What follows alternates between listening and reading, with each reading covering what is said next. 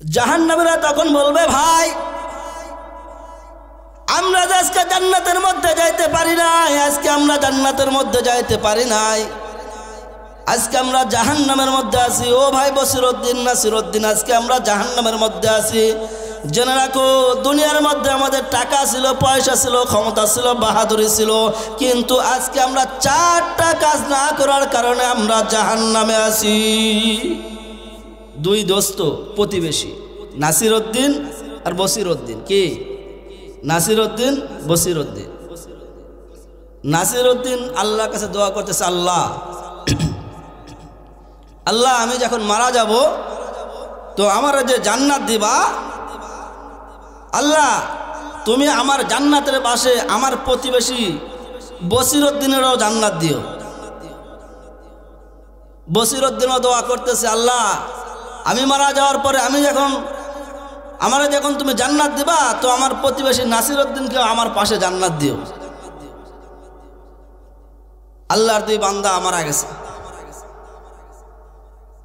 বসিরউদ্দিন জান্নাতের মধ্যে যা ঘুরতেছে, দুনিয়ার মধ্যে ভালো কাজ করে গেছে, জান্নাতের মধ্যে যা ঘুরতেছে, জান্নাতের মধ্যে ঘুরতেছে তো ঘুরতে ঘুরতে তার বাগান দেখতেছে, বাড়ি দেখতেছে, হঠাৎ করে চেয়ে দেখে পাশেই তার বাড়ির মতো একটা বাড়ি। বলুন সুবহানাল্লাহ। বসিরউদ্দিন দৌড়ায় যে ওই যে দেখা যায় আমার বাড়ির সামনে আরেকটা বাড়ি, ওই যে দেখা যায় আমার বাড়ির সামনে আরেকটা বাড়ি, দেখতে অবিকল আমার বাড়ির মতোই বাড়ি লাগে। বসিরউদ্দিন দৌড়ায় যায়, দেখি ওটা কার বাড়ি। 1 পা 2 পা করে যাইতে যাইতে ওই বাড়ির গেটের সামনে যায়, দেখে চেয়ারের মধ্যে বসে আছে তার দোস্ত নাসিরউদ্দিন। কে? নাসিরউদ্দিন। বসিরউদ্দিন নাসিরউদ্দিনকে বলে, দোস্ত দুনিয়ার মধ্যে থাকতে আমি আল্লাহ তাআলার কাছে দোয়া করেছিলাম, আল্লাহ যেদিন তুমি আমারে মরণ দিবা, আমারে যখন তুমি জান্নাত দিবা, আমার প্রতিবেশী নাসিরউদ্দিনকেও আমার সাথে তুমি জান্নাতে দিও।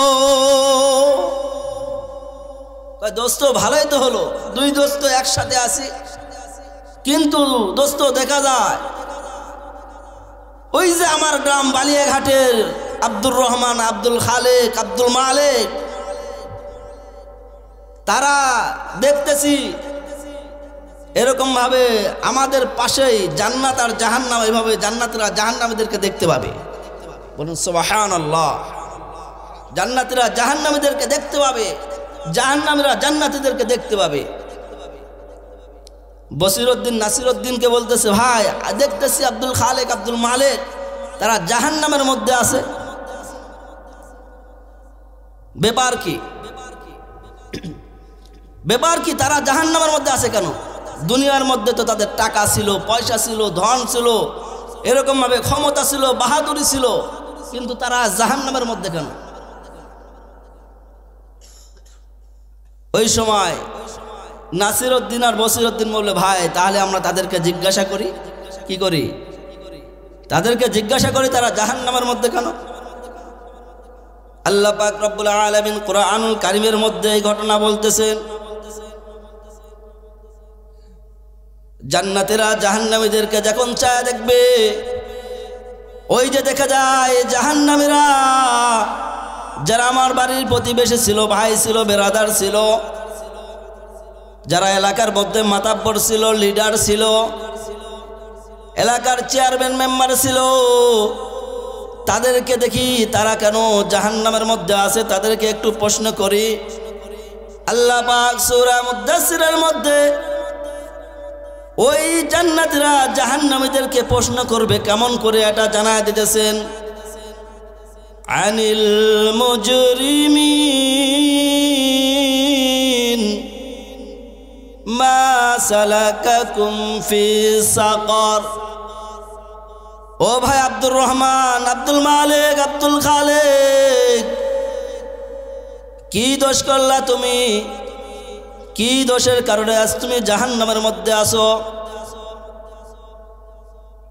জাহান্নামীরা তখন বলবে, ভাই আজকে জান্নাতের মধ্যে যাইতে পারি নাই, আজকে আমরা জান্নাতের মধ্যে যাইতে পারি নাই, আজকে আমরা জাহান্নামের মধ্যে আছি। ও ভাই বসিরউদ্দিন, নাসিরউদ্দিন, আজকে আমরা জাহান্নামের মধ্যে আছি। জেনে রাখো, দুনিয়ার মধ্যে আমাদের টাকা ছিল, পয়সা ছিল, ক্ষমতা ছিল, বাহাদুরি ছিল, কিন্তু আজকে আমরা 4টা কাজ না করার কারণে আমরা জাহান্নামে আছি। কয়টা কাজ শুনবেন? জান্নাতীরা বলে, ভাই বলো কি 4টা কাজের কারণে তোমরা জাহান্নামের মধ্যে আসো? জাহান্নামীরা তখন ডাক দিয়ে বলবে কোরআনের ভাষায়, ক্বালু লাম নাকু মিনাল মুসাল্লিন।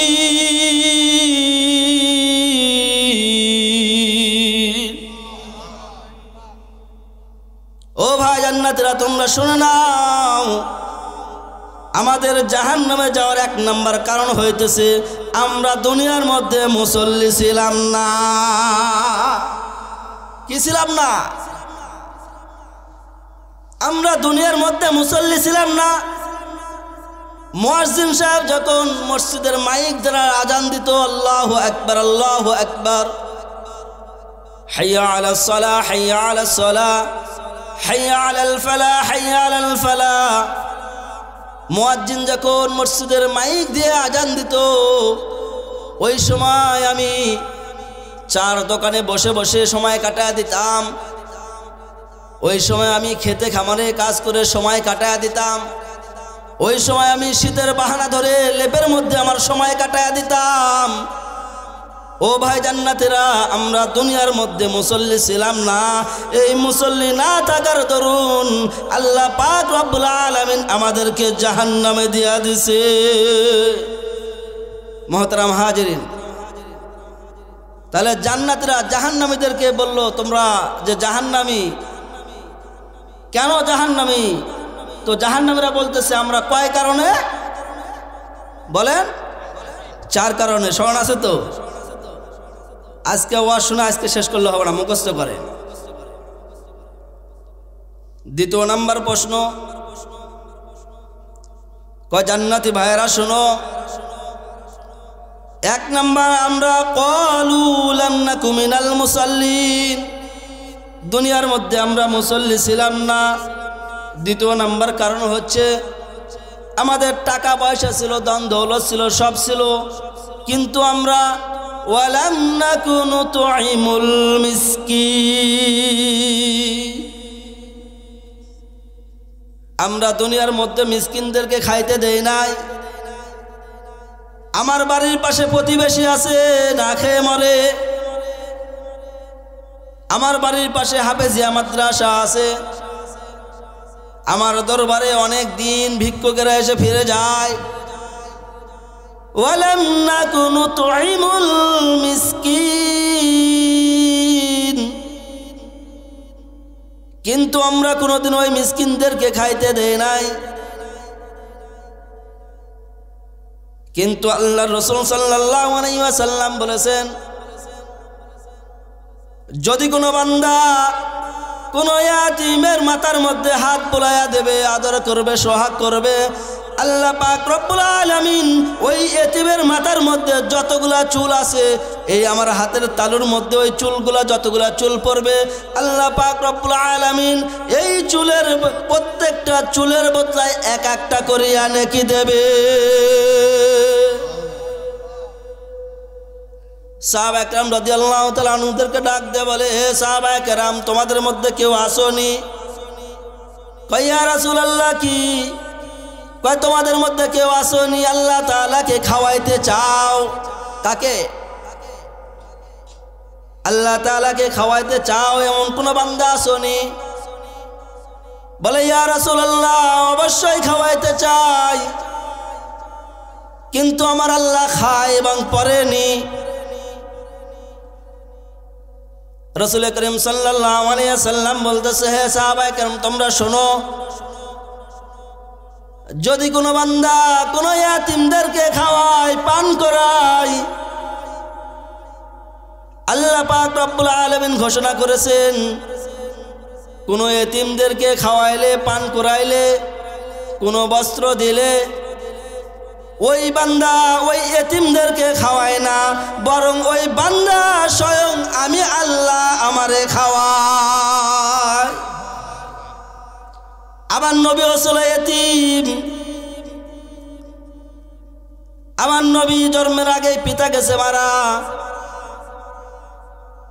রসুল আমার ছোট্ট কাল থেকে এতিম, সারাদিন খেলতো ঘুরতো, অন্যান্য ছেলেপেলেদের সাথে খেলতো ঘুরতো, কিন্তু সন্ধ্যাবেলায় সব ছেলেদের পিতা মাতা এসে তাদের সন্তানদেরকে নিয়ে যাইতো। রসুলের কোনোদিন পিতা আসিয়া রসুলকে নেয় নাই, নিছে? তাহলে রসুল কি ছিল? ইয়াতিম। একদিন রাসূল করিম সাল্লাল্লাহু আলাইহি ওয়াসাল্লাম সন্ধ্যাবেলা খেলার শেষে চায়া আছে কখন আমার পিতা আসবে, আমার পিতা না আসলে আমি যাব না। রাসূল করিম সাল্লাল্লাহু আলাইহি ওয়াসাল্লাম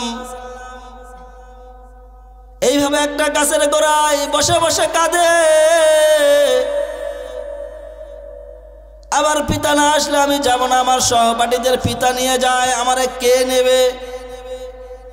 রসুল বাড়ি ফেরে না।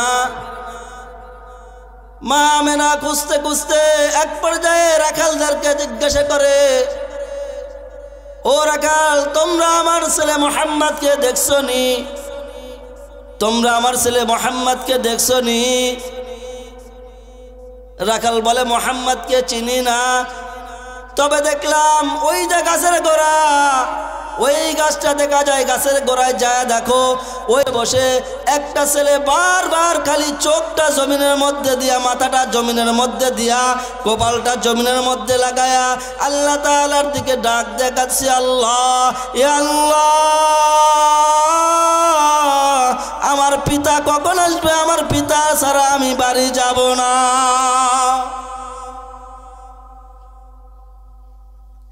মা আমেনা দৌড়ায়, আল্লাহর রসুল কাঁদতেছে, এমন কাঁদা কাঁদতেছে, পিতার জন্য কাঁদে, মাতার জন্য কাঁদে, বলে আমার পিতা না আসলে আমি বাড়ি যাব না। আল্লাহ পাক রব্বুল আলামিন জিবরিলকে ডাক দেয়া বলল, জিবরিল যা যা, ওই যে ওই গাছের গোড়ায় আমার হাবিবুল্লাহ শুয়ে শুয়ে কাঁদে, তুই যা। ওই গাছের গোড়ায় আমার হাবিবুল্লাহ শুয়ে কাঁদে, তুই যা, তুই যা। আমার হাবিবুল্লাহ রে তুই জমিন থেকে মাথা উঠা দে। তুই যদি জমিন থেকে মাথা না উঠাস, আমার হাবিবুল্লাহ এত কাঁদা কাঁদে, আমি আল্লাহ পাক রব্বুল আলামিন তার কান্নার বদৌলতে আমি ঠিক থাকতে পারবো না। এই দুনিয়া এবং আসমান সব কিছু তছনছ হয়ে যাইতে পারে, তুই যা। জিবরিল আসমান থেকে আসলো, এসে রাসূল করিম সাল্লাল্লাহু আলাইহি সাল্লামকে কাঁধে করিয়া নিয়ে বাড়ির দিকে রওনা করে। রাসূল আমার কাঁধে, মা, আমার পিতারে আমারে আনিয়া দাও। মা আমেনা রাগ দিয়ে বলে, বাবা, তোমার পিতা, তুমি জন্মের পূর্বে অমুক দেশে ব্যবসা করতে যায়, এইভাবে চলে যায়, মারা যায়। তোমার বাবারে ওই জায়গার মধ্যে কবরস্থ করা হয়েছে, তুমি যাও, ওই জায়গার মধ্যে যাও। কয়, মা, তুমি আমারে নিয়ে যাও, জীবনে একটিবার হইলেও আমার বাবার কবরের পাশে দাঁড়ায় আল্লাহ তাআলার কাছে ডাক দিয়ে বলবো, আল্লাহ, তুমি আমার বাবারে তুমি মাফ করিয়া দাও।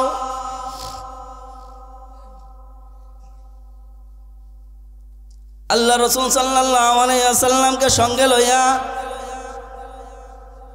মা আমিনা আব্দুল মুত্তালিব দাদার কাছে যা বলে, মুহাম্মদ তো তার পিতার কবর জিয়ারত করতে যায়, আপনি যদি একটু মেহেরবানি করে অনুমতি দেন, আমার সন্তানকে নিয়ে আমি তার বাবার কবরটা জিয়ারত করতে যাই।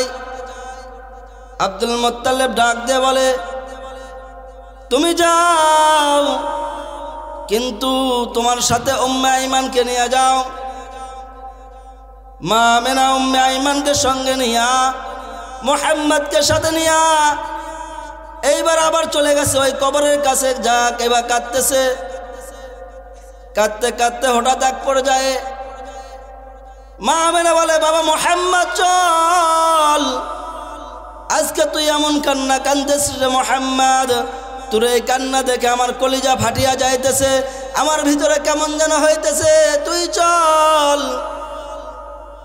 হাবিবুল্লাহ কান্না থামাই না। এক পর্যায়ে মা আমেনা ওই জায়গাতে মৃত্যুবরণ করে। এই জন্য আমার নবী ছিল এতিম। এই জন্য আল্লাহ পাক রব্বুল আলামিনের এতিমের প্রতিও দরদ বেশি। জাহান্নামীদের মধ্যে যারা যাবে, এরা এতিমদের মাথায় হাত না বুলাইলে, এতিমদেরকে খানা না খাওয়াইলে আল্লাহ পাক রব্বুল আলামিন তাদের ঠিকানা রাখছে কোথায়? কোথায়? এই জন্য জাহান্নামে যাওয়ার দ্বিতীয় কারণ হতেছে ওয়ালাম নাকুনু তুইমুল মিসকিন। মুহতারাম হাজিরিন, জাহান্নামে যাওয়ার দ্বিতীয় নম্বর কারণ হচ্ছে মিসকিনদেরকে খানা না খাওয়ানো। বলেন, আমাদের কাছে অনেক সময় কত মিসকিনেরা আসে, আসে না? আসে কি আসে না? কিন্তু আমরা তাদেরকে কি খাইতে দিই? দূর দূর করে তাড়ায় দিই। অনেকে বলি যে এগুলো একটা বাহানা, বলি না? কিন্তু আল্লাহ পাক রব্বুল আলামিন বলতেছে মিসকিনদেরকে খানা খাওয়াও। তাহলে তুমি কাকে খানা খাওয়াবা? আল্লাহকে। আর তুমি মিসকিনদেরকে খানা খাওয়াইবা না, তোমার ঠিকানা কোথায়? জাহান্নামে।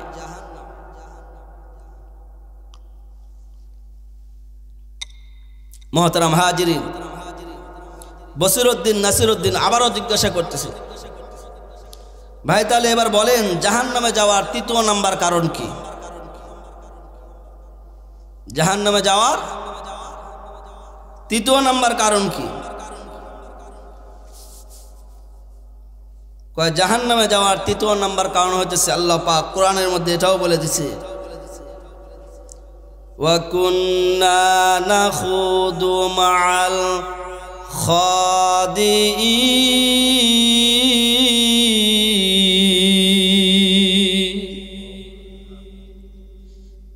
কয় জাহান্নামে যাওয়ার তৃতীয় নাম্বার কারণ হইতেছে ভাই, ওই দুনিয়ার জমিনে যখন আমি থাকতাম তখন আমি কি করতাম? গীবত করতাম। চার দোকানে বসে বসে এক ভাই অপর ভাইয়ের সাথে গীবত করতাম, সমালোচনা করতাম। নামাজের সময় নামাজে যাইতাম না, ওয়াজের সময় ওয়াজে যাইতাম না, কোনো নেক কাজে যাইতাম না। শুধুমাত্র কেবলমাত্র জাহান্নামে যাওয়ার কারণ হইতেছে আমার গীবত করা। কি করা? আজ এমন একটা পরিবেশ, যে পরিবেশে ছেলেরা পিতা মাতাকেও গীবত করতে ছাড় দেয় না। ঠিক বললাম না? বেটি বললাম? পিতা মাতা এদেরও গীবত সন্তান করে, করে না? যে পিতা তোমাকে লালন করছে, পালন করছে, ছোট থেকে মানুষ করলো, তুমি যখন হাঁটতে পারতে না, খাইতে পারতে না, তোমাকে আস্তে আস্তে বড় করে হাঁটা শিখাইলো, খাওয়া শিখাইলো, তোমার লেখাপড়া দিল, তোমার চক্ষু খুলিয়া দিল। এখন এই পিতারেও তুমি গীবত করা শুরু করলা, এই মাতারও তুমি গীবত করা শুরু করলা। ও যুবক ভাই, আজ কি হয়েছে আমাদের? আমরা আমাদের পিতা মাতাকেও গীবতের মধ্যে ঢুকায় দিতেছি। আজ আমরা পিতা মাতাকেও ছাড় দিতেছি না, অথচ পিতা মাতা খুশি থাকলে আমার মাওলা খুশি, বলেন সুবহানাল্লাহ। আর পিতা মাতা যদি বেজার হয়, আমার মাওলা বেজার হয়ে যায়। কে বেজার হয়ে যায়? কিন্তু এই পিতামাতার আমরা গীবত করতেছি।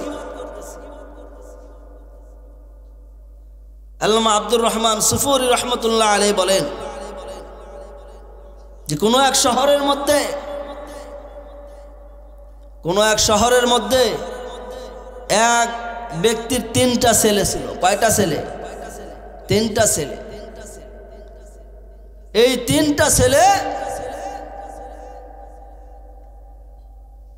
বাপ যখন অসুস্থ হয়ে গেল, পিতা অসুস্থ হওয়ার পরে তো এইভাবে এখন তার পিতার লালন পালন করার জন্য ছেলেদেরকে ডাকছে। তো ডাকার পরে তার বড় ছেলে বলতেছে 2 ভাইকে যে ভাই যদি অনুমতি দেন তাহলে একটা কথা বলতে চাই। কয় কি? কয় আমাদের পিতা তো অসুস্থ হয়ে গেছে, তো আমি চাচ্ছি এই পিতাকে আমি নিয়ে নেব, আর এই পিতার যত সম্পদ আছে এই সম্পদগুলো তোমরা 2 ভাই নিয়ে নাও, আর এই সম্পদের বদৌলতে তুমি আমাকে আমার পিতা দিয়ে দাও। বলুন সুবহানাল্লাহ। এরকম ভাই যদি আমরা পাইতাম তাহলে কি ভালো হতো না? এরকম ভাই পাইলে আমাদের খুব ভালো হতো না?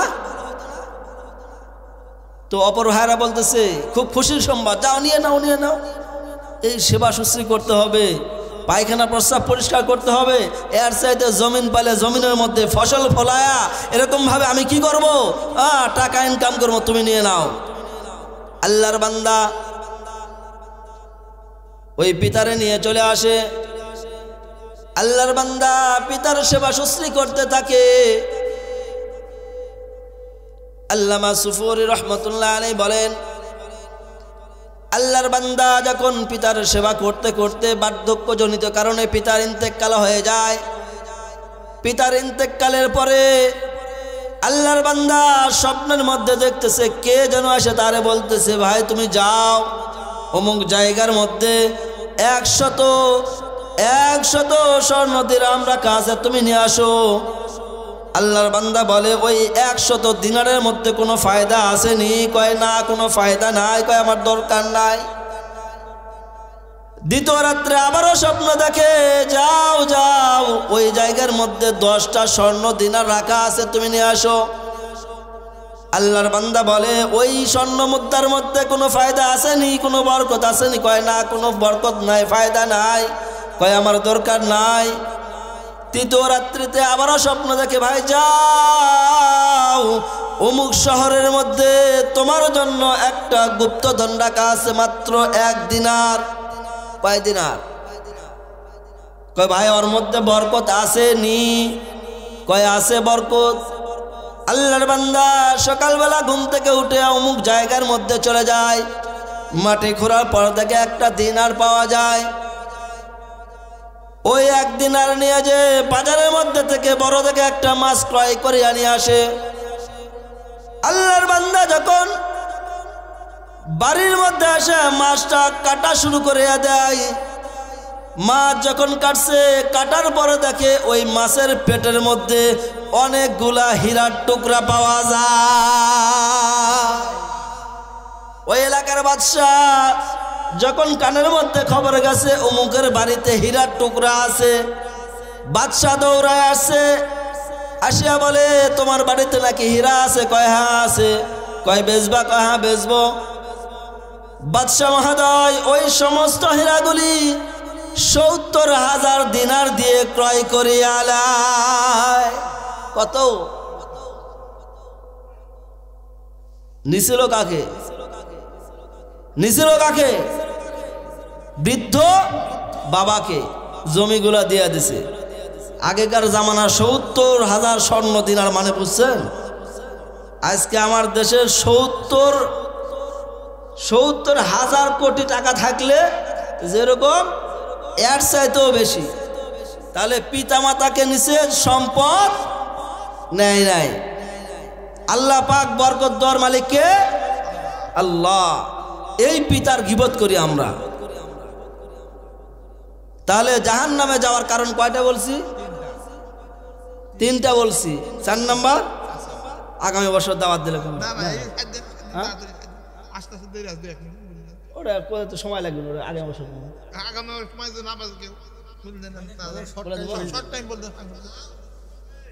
আচ্ছা। তাহলে জাহান্নামে যাওয়ার 1 নম্বর কারণ কি বলেন? বলা লাগবে। 1 নম্বর নামাজ না পড়া। নামাজ পড়বেন তো? নামাজ পড়বেন তো? 2 নম্বর কারণ মিসকিনদেরকে খানা না খাওয়ানো, খাওয়াবেন তো? 3 নম্বর কারণ হচ্ছে গীবত করা যাবে না। 4 নম্বর হচ্ছে ওয়াকুন্না নুকাযযিবু বিয়াউমিদ্দিন, কিয়ামত দিবসকে মিথ্যা মানা। আমাদের মধ্যে কেউ আছে না? হাসন নাসন আছে নাকি? বলে না, মানুষ মারা যাবে, প্যাকেট করিয়া কবরস্থানে রাখে আসবে, 2 দিন পর শিয়াল কুত্তা খায় আলবে। কিসের হিসাব নিকাশ আছে না? ওই এটা মনে করে তোর নামাজ পড়ে না, রোজা রাখে না, হজ করে না, জাকাত দেয় না, হ্যাঁ, দাড়ি মুখ চাচতে যাচ্ছে, গালের 1 ইঞ্চি চামড়া পর্যন্ত চাইচালে আছে না এরকম? হ্যাঁ, এই 4 কারণে মানুষ যাবে কোথায়? জাহান্নামে। এই জন্য জান্নাতীরা প্রশ্ন করছে, আনিল মুজরিমিনা মা সালাকাকুম ফি সাকর। ও ভাই বলো, জাহান্নামে যাওয়ার কারণ কি কি? তারা বলে জাহান্নামে যাওয়ার কারণ, জাহান্নামীরা বলতেছে ভাই 4টা। 1 নম্বর হইতেছে ক্বালু লাম নাকু মিনাল মুসাল্লিন। 1 নম্বর কারণ হইতেছে আমরা দুনিয়ার মধ্যে মুসল্লি ছিলাম না। 2 নম্বর কারণ হইতেছে ওয়ালাম নাকু নুতঈমুল মিসকিন, আমরা দুনিয়ার মধ্যে মিসকিনদেরকে খাওয়াইতাম না। ওয়া কুন্না নাখুদু মাআল খাদিন, আমরা দুনিয়ার মধ্যে চাই চলে বসে বসে ওলামায়ে কেরামের গীবত করতাম, ইমাম সাহেবের গীবত করতাম, মুয়াজ্জিম সাহেবের গীবত করতাম, সভাপতি সাহেবের গীবত করতাম। এই কারণে আমরা জাহান্নামী। 4 নম্বর কারণ হচ্ছে ওয়া কুন্না নুকাযযিবু বিয়াউমিদ্দিন। 4 নম্বর কারণ আমরা কিয়ামত দিবসকে মিথ্যা সাক্ষ্য দিতাম। তাহলে এই 4টা কাজ করা যাবে। কে কে করবেন না একটু হাত তুলেন দেখি, হাত তুলেন। নামাজ পড়বেন তো ইনশাআল্লাহ? আজকে গোরস্থানের মাটি 2 দিন পর আমারও যাইতে হবে। এই গোরস্থানের মাটি 2 দিন পর আমারও যাইতে হবে। সভাপতি সাহেবও যাবে, ইনো হাজি সাহেব ওই মসজিদের সভাপতি, ওই মসজিদের সভাপতি সাহেব, আবার আমার মাস্টার ভাই আছে। হ্যাঁ, আপনাদেরকে একটু একটু চিনিত, যদি ভালো না চিনি একটু একটু চিনিত নাকি? এই জন্য সবারই যাইতে হবে। না আমি হুজুর থেকে আমি মরবো না, সভাপতি সাহেব মরবে না, হাজি সাহেব মরবে না, নাকি? যা মরবে সব মুসল্লি, সবাই মরবে। এই জন্য নামাজ সবার পড়তে হবে কি হবে না? আল্লাহ পাক রব্বুল আলামিন যে আজকের যে আয়াত নিয়ে আলোচনা করলাম, আল্লাহ পাক রব্বুল আলামিন আমাদের সকলকে এই কথাগুলো মানিয়া আমল করিয়া আল্লাহ পাকের ওয়াদা মতো আমাদেরকে জান্নাতে যাওয়ার তৌফিক দান করে সকলে আল্লাহুম্মা আমিন। আমার জন্য দোয়া করবেন, আল্লাহ পাক রব্বুল আলামিন যেন আমাকে সুষ্ঠুভাবে আমল করিয়া এই দুনিয়ার থেকে বিদায় নিয়ে ওই হাসরের ময়দানে জান্নাতে যেন আপনাদের সাথে আবার সাক্ষাৎ করতে পারি। সকলে আল্লাহুম্মা আমিন।